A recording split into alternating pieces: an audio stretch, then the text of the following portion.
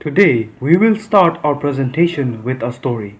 The story of Ahsan Habib, who was a type 1 diabetes patient.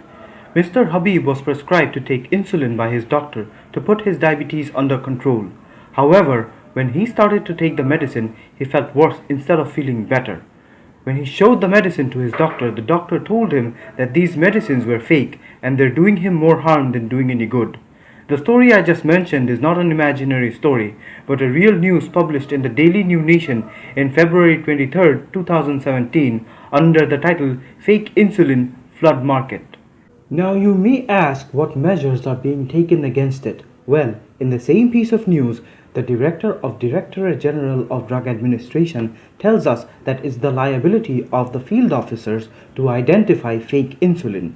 But in the verge of fourth industrial revolution, do we still need to rely on such manual, ambiguous and error-prone methods? Moreover, genuine insulin may also prove to be similarly ineffective if it's not stored in the right temperature, which is 36 degree to 46 degree Fahrenheit. Again, insulin produced for people of a certain region may not be as effective for people living in other parts of the world. However, thousands of insulin enter our system for the purpose of being sold by many international travelers who are not authorized to sell these products. But in our current system, there is not much effective way to tell if the insulin you bought from your local pharmacy was kept in the right temperature during the supply chain process, or what's the actual source of that insulin. Fake insulin causes health hazard to the consumers as well as cause harm to the brand image of real manufacturers. Keeping all these problems in mind, we came up with the perfect solution to tackle all your insulin supply chain problems, and we call it TruSulene. TruSulene leverages the power of blockchain and IoT technology so that you can track, trace, and verify the authenticity as well as the quality of your insulin and keep your diabetes under control. Let's see how it works. The manufacturer receives an order for insulin from the retailer. Based on that order, they put input in the blockchain network. The input consists of the destination retailer, number of insulins, expiry date of the insulin, manufacture date of the insulin, name of the person who's currently holding the package.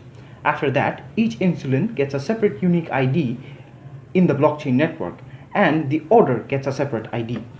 Based on the ID, unique QR code is created for each of them, and the QR codes are then printed on each of the insulins, and a scratch-off layer is put on top of the insulin's QR code to prevent cloning. The insulins are then put inside a smart IoT container that consists of a microcontroller, a temperature sensor, BLE, flash memory, LDR. After the packaging, QR code of the order is put on the smart container and then passed on to the next person in the supply chain. Before receiving the package, the carrier has to scan the QR code of the package with our mobile application and request for permission from the current holder of the package. After the current holder accepts the request, the ownership data of the asset is updated in the blockchain and the asset gets transferred to the next person. And this is how we keep track of data of every person who's responsible for carrying the order to the retailer. Through the Android application of the current holder of the order, data is sent to the DAP server upon any change of data like temperature going above the threshold or the box being opened before it reaches the destination retailer. If the box gets opened before it reaches the retailer, the LDR sensor notifies the microcontroller and the data gets stored in the flash memory. When the next person receives the package, the data in the flash memory gets sent to the blockchain server and everyone gets to know that the box has been opened prior to reaching the retailer, and every insulin in the box becomes invalid for selling. Only the retailer has the permission to open the box. After receiving the package, the retailer then opens the box and sells insulin to the customer. The customer can then scratch the scratch-off layer and scan the QR code of the insulin to verify the authenticity and quality and source of the insulin. They can also see the timeline history of the asset in the supply chain. Now, let's talk about why blockchain. We are using it for the four purposes, and they are: the regulatory authorities can autonomously audit the entire supply chain of the insulin in an easy and digital way.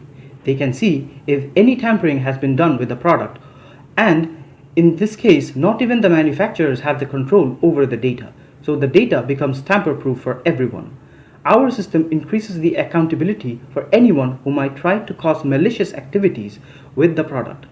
The consumer can easily verify if they're buying the good quality product and have a better access towards diabetes control. The blockchain network consists of three parties: the regulatory authorities, the manufacturers, and the retailers.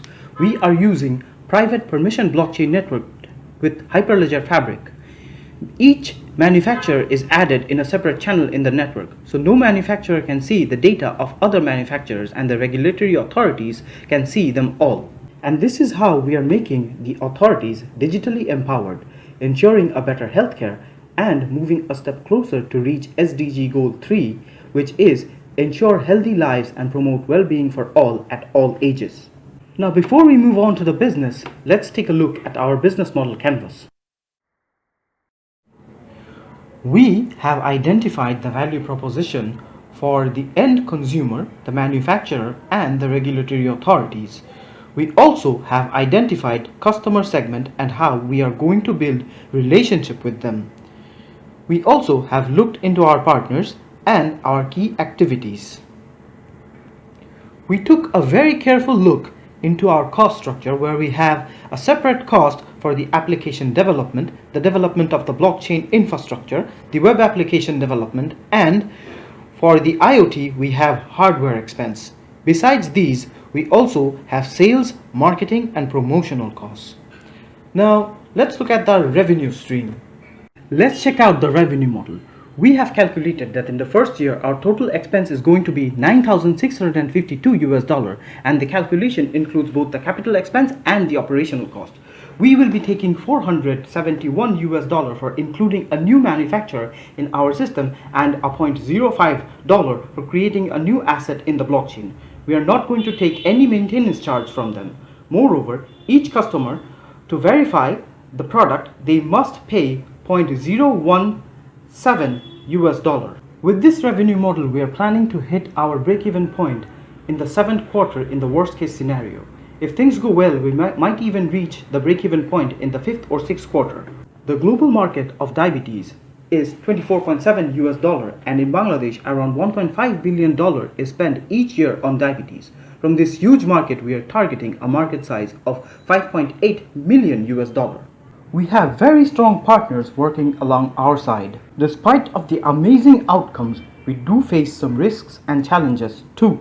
Conventional cold chain solutions are one of our main competitions in the market. However, our solution includes the power of IoT, which is used by all cold chain solutions, and moreover, it also includes blockchain. So, we do believe that we can overthrow our competition by providing better service to our users.